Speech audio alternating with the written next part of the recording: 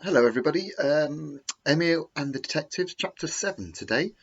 The Chapter 7 is called A Long Wait at the Flower Stall, and I'm trying to think how that would fit in. If we go back to the beginning, we know that Emil was coming to Berlin to visit his grandmother and his aunt, and we know he had some money, and the money's been stolen on the train by Mr. Grunteis, and he's chasing Mr. Grunteis on the tram.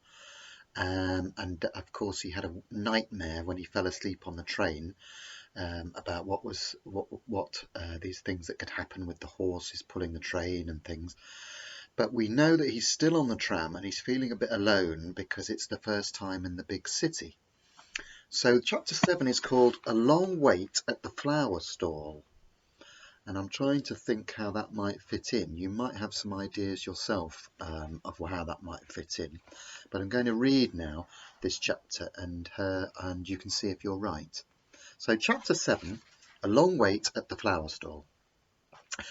While Emil was being carried, he knew not where, along Kaiser Avenue on the number 177 tram, his grandmother and his cousin Pony were waiting for him at Friedrich Street Station. They stood by the flower stall, as they had said they would, and kept looking at the clock as more and more people went past them, carrying bags and suitcases, parcels and bunches of flowers. But Emil was not among them.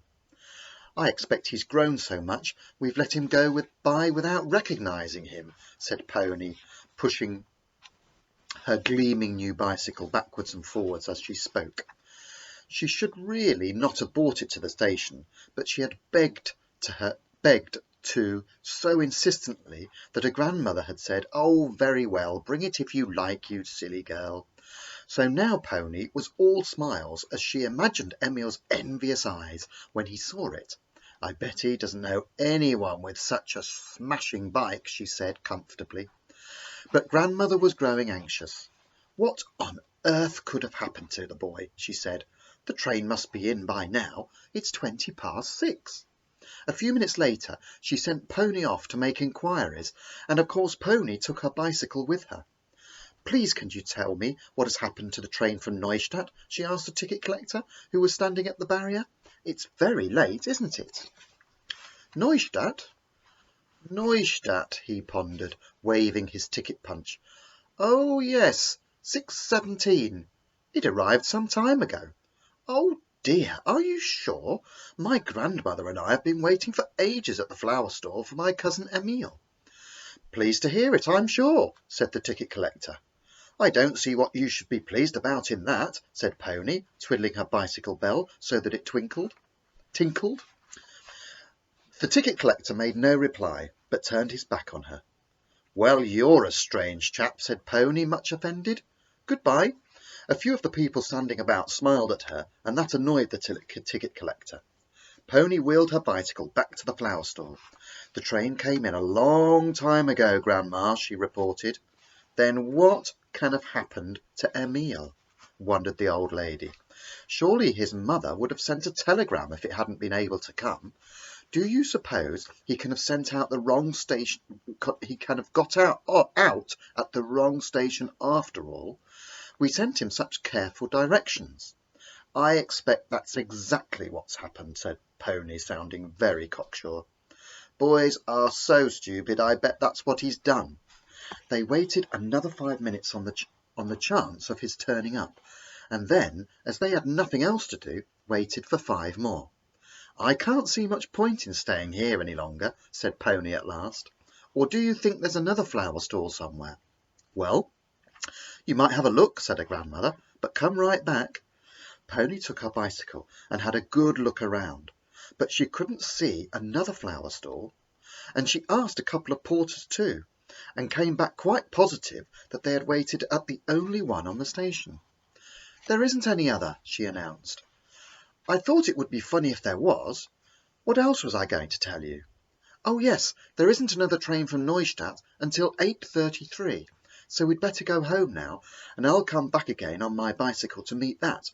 If he doesn't show up on then, I'll write and tell him what I think of him."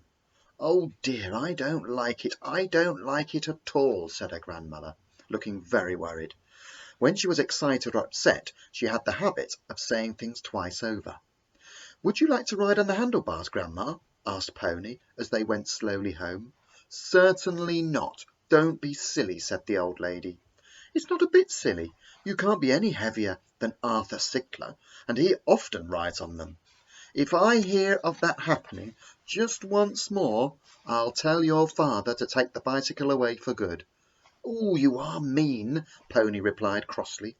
When they got home to 15 Schumann Street, they found Pony's parents waiting anxiously, very worried to hear that Emil had not turned up. Mr. Heimbold wanted to telegraph at once to Neustadt, but his wife would not hear of it. "For goodness sake," she cried, "his mother would be worried to death. Let's go back to the station again at about 8 and see if he comes by the later train." "Oh, I hope he will," wailed Grandma, "but I can't help feeling very worried. I don't like it. I don't like it at all." "I don't like it either," agreed Pony, shaking her head. And that is the end of the short chapter 7. And now we're on to chapter 8, The Boy with the Motor Horn. Again, an interesting chapter title, and I wonder where that might lead us. The Boy with the Motor Horn. Anyway, thanks for listening. I hope you're enjoying the story so far, and I'll carry on reading this tomorrow. Okay, see you later. Bye-bye.